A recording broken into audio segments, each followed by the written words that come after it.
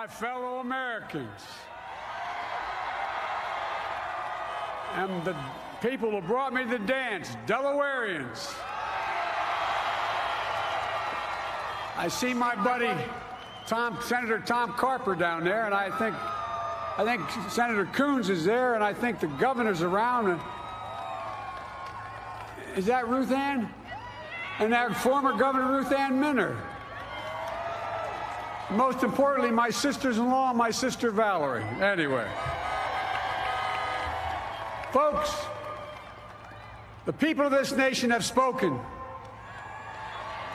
They've delivered us a clear victory, a convincing victory, a victory for we the people. We've won with the most votes ever cast on a presidential ticket in the history of the nation. 74 million.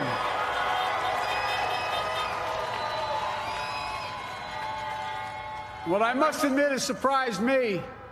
Tonight, we're seeing all over this nation, all cities and all parts of the country, indeed across the world, an outpouring of joy, of hope, renewed faith in tomorrow, bring a better day. And I'm humbled by the trust and confidence you've placed in me. I pledge to be a president who seeks not to divide, but unify, who doesn't see red states and blue states, only sees the United States, and work with all my heart, with the confidence of the whole people, to win the confidence of all of you. And for that is what America, I believe, is about. It's about people, and that's what our administration will be all about. I sought this office to restore the soul of America, to rebuild the backbone of this nation, the middle class, and to make America respected around the world again, and to unite us here at home. It's the honor of my lifetime that so many millions of Americans have voted for that vision. And now, the work of making that vision is real. It's a task, the task of our time. Folks, as I said many times before, I'm Jill's husband. And I would not be here without her love and tireless support of Jill, and my son Hunter, and Ashley, my daughter, and all our grandchildren, and their spouses, and all our family. They're my heart. Jill's a mom, a military mom, an educator. And she has dedicated her life to education. But teaching isn't just what she does, it's who she is. For American educators, this is a great day for y'all. You're going to have one of your own in the White House. And Jill's going to make a great First Lady. I'm so proud of her.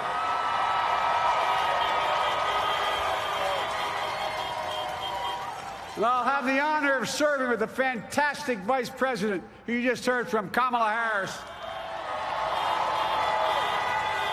who makes history as the first woman, first black woman, the first woman from South Asian descent, the first daughter of an immigrant ever elected in this country. Don't tell me it's not possible in the United States. It's long overdue. And we're reminded tonight of those who fought so hard for so many years to make this happen. But once again, America's bent the arc of the moral universe more toward justice. Kamala, Doug, like it or not, your family, you become an honorary Biden, there's no way out. So all those of you who volunteered and worked the polls in the middle of this pandemic, local elected officials, you deserve a special thanks from the entire nation.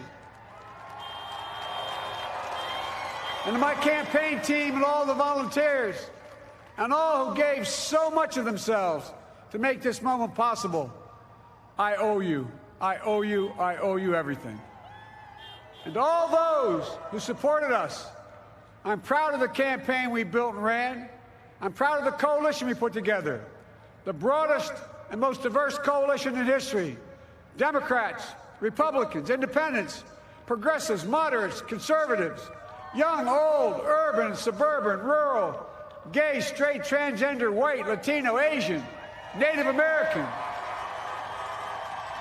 I mean it, especially for those moments, and especially for those moments when this campaign was at its lowest ebb. The African-American community stood up again for me. You've always had my back, and I'll have yours.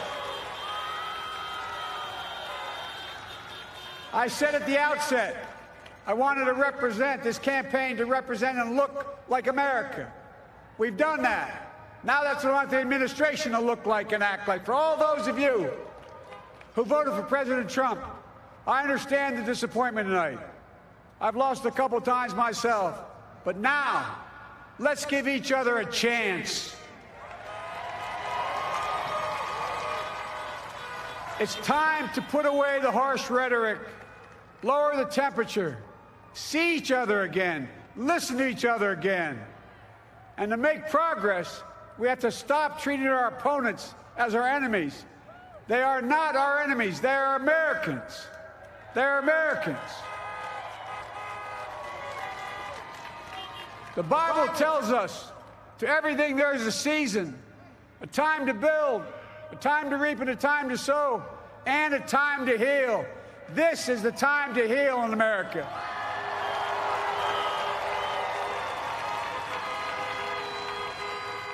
Now this campaign is over.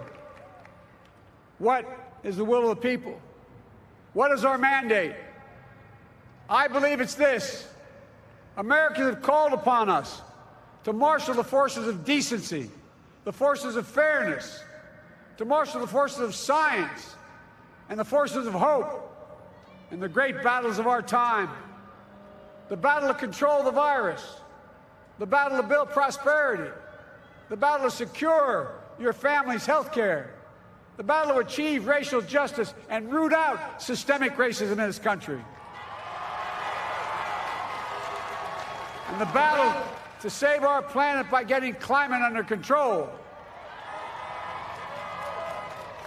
the battle to restore decency, defend democracy, and give everybody in this country a fair shot. That's all they're asking for, a fair shot. Folks, our work begins with getting COVID under control. We cannot repair the economy, restore our vitality, or relish life's most precious moments, hugging our grandchildren, our children, our birthdays, weddings, graduations, all the moments that matter most to us until we get it under control. On Monday, I will name a group of leading scientists and experts as transition advisors to help take the Biden-Harris COVID plan and convert it into an action blueprint that will start on January the 20th, 2021. That plan will be built on bedrock science. It will be constructed out of compassion, empathy, and concern. I will spare no effort, none, or any commitment to turn around this pandemic. Folks, I'm a proud Democrat, but I will govern as an American president. I'll work as hard for those who didn't vote for me as those who did. Let this grim era of demonization in America begin to end here and now.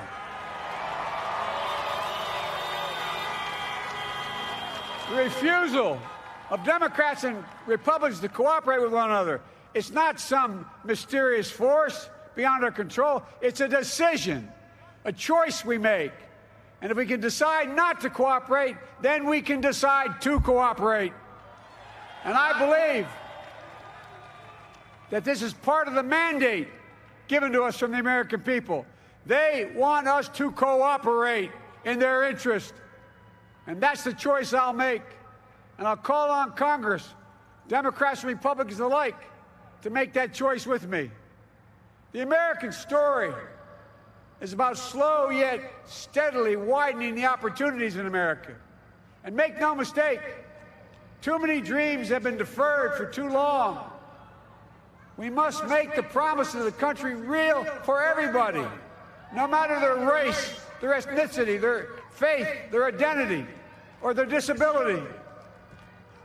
Folks, America has always been shaped by inflection points, by moments in time where we've made hard decisions about who we are and what we want to be. Lincoln in 1860, coming to save the Union. FDR in 1932, promising a beleaguered country a new deal. JFK in 1960, pledging a new frontier. And 12 years ago, when Barack Obama made history, he told us, yes, we can.